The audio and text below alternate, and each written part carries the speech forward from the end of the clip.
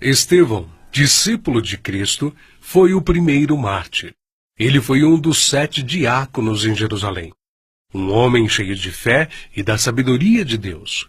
Seu martírio foi ocasionado pela fidelidade com a qual pregou o Evangelho aos entregadores e assassinos de Cristo.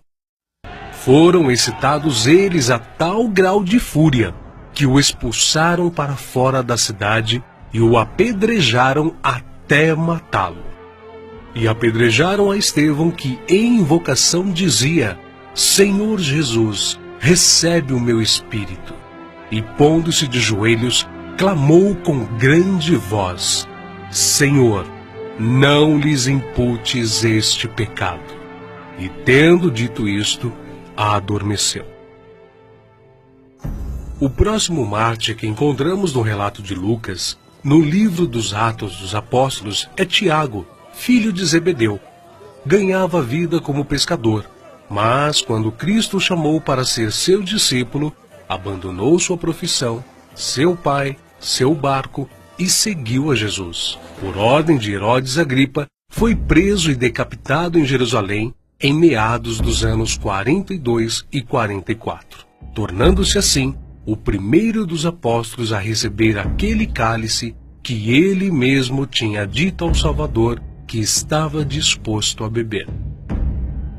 Filipe era natural da cidade de Betsaida, na Galileia, cidade de André e Pedro, um dos primeiros a ser chamado por Jesus, a quem trouxe seu amigo Natanael, dizendo que havia encontrado aquele de quem Moisés e os profetas haviam escrito, ou seja, a Jesus de Nazaré, o verdadeiro Messias.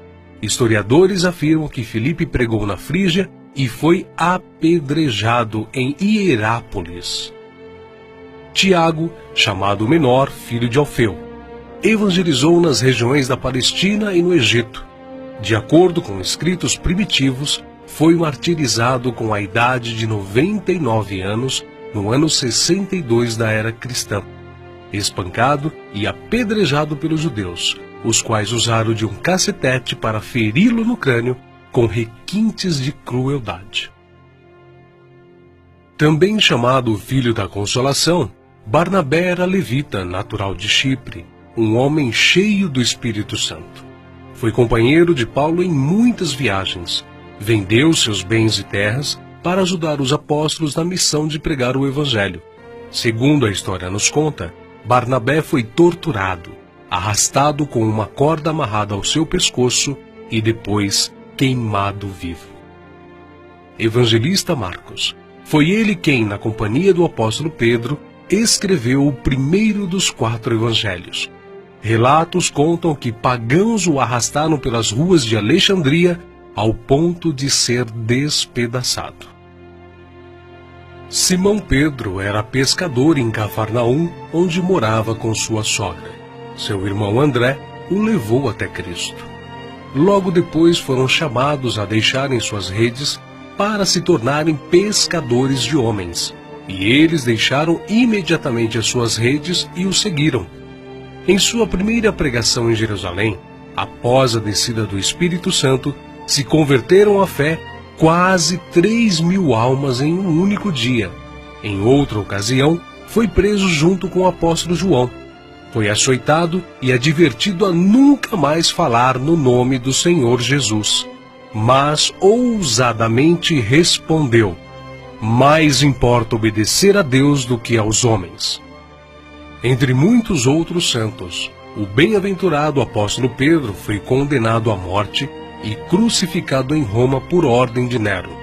A história relata que ele mesmo pediu para ser crucificado de cabeça para baixo, porque se considerava indigno de ser crucificado da mesma forma que o seu Senhor. Saulo, depois nomeado Paulo, nasceu na cidade romana de Tarso. Era de descendência judaica, hebreu da tribo de Benjamim. Era um homem culto, discípulo de Gamaliel, fariseu e, sendo extremamente zeloso da lei do Monte Sinai, perseguiu furiosamente a Igreja de Cristo e, enfurecido demasiadamente contra eles, até nas cidades estranhas os perseguiu. sobre o que indo então a Damasco, com poder e comissão dos principais dos sacerdotes, ao meio-dia, ó rei, vi no caminho uma luz do céu que excedia o esplendor do sol, cuja claridade me envolveu a mim e aos que iam comigo. E caindo nós todos por terra, ouvi uma voz que me falava, e em língua hebraica dizia: Saulo, Saulo, por que me persegues? Dura coisa te é recalcitrar contra os aguilhões. E disse eu: Quem és, Senhor? E ele respondeu: Eu sou Jesus a quem tu persegues. Mas levanta-te e põe-te sobre teus pés, porque te apareci por isto, para te pôr por ministro e testemunha, tanto das coisas que tens visto, como daquelas pelas quais te aparecerei ainda. Paulo, que antes era perseguidor, passou a ser perseguido. De nobre, tornou-se pobre, ao ponto de passar fome, nudez, perigos e não ter pousada certa. Ele enfrentou e venceu pelo poder do Evangelho os espíritos malignos, os mágicos, os filósofos e os falsos profetas. Ele não temia homem algum, grande nem pequeno, nobre nem ignóbil, judeu nem grego, mas ensinava a palavra de Deus com toda a sinceridade, sem respeitar a aparência dos homens, para ser um servo de Cristo. Os seus feitos estão registrados não somente nas Sagradas Escrituras, mas também na história, principalmente na Grécia. Sua jornada entrou na etapa final em Jerusalém, em torno de 60 depois de Cristo. Vítima de inveja, ele foi preso e acusado de violar a lei judaica. Paulo, na sua prisão em Roma, escreveu a Timóteo, a quem carinhosamente chamava de filho espiritual, uma de suas últimas cartas, dizendo que sua hora havia chegado.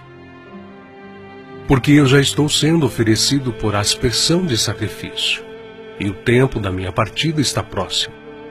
Combati o bom combate, acabei a carreira, guardei a fé. Desde agora a coroa da justiça me está guardada, a qual o Senhor, justo juiz, me dará naquele dia, e não somente a mim, mas também a todos os que amarem a sua vinda. Segundo os registros antigos, Paulo foi decapitado a mando do imperador Nero, mas suas cartas continuam vivas, testificando da verdade e do amor de Cristo até os dias de hoje. André, irmão de Pedro, pescador e discípulo de João Batista, pregou o Evangelho a muitas nações da Ásia. Mas, ao chegar a Acaia, foi preso e crucificado numa cruz em forma de X. Daí, então, a origem do termo de Cruz de Santo André. Bartolomeu tem sido identificado muitas vezes na Bíblia como Natanael. Era natural de Caná da Galileia. Recebeu de Jesus uma palavra edificante. Eis aqui um verdadeiro israelita, em quem não há dolo. Exerceu seu ministério na Anatólia, Etiópia, Armênia, Índia e Mesopotâmia. Foi esfolado vivo e crucificado de cabeça para baixo na Armênia. Tomé, também chamado Dídimo, era nativo da Galileia. Só acreditou na ressurreição de Jesus depois que viu as marcas da crucificação. Segundo a tradição, sua obra de evangelização se estendeu à Pérsia e Índia. Consta que seu martírio se deu por ordem do rei de Milapura, na cidade indiana de Madras, no ano 53 da era cristã. Foi lançado em uma fornalha. Mateus, filho de Alfeu, também chamado de Levi. Mateus foi cobrador de impostos, um publicano nos domínios de Herodes Antipas, em Cafarnaum.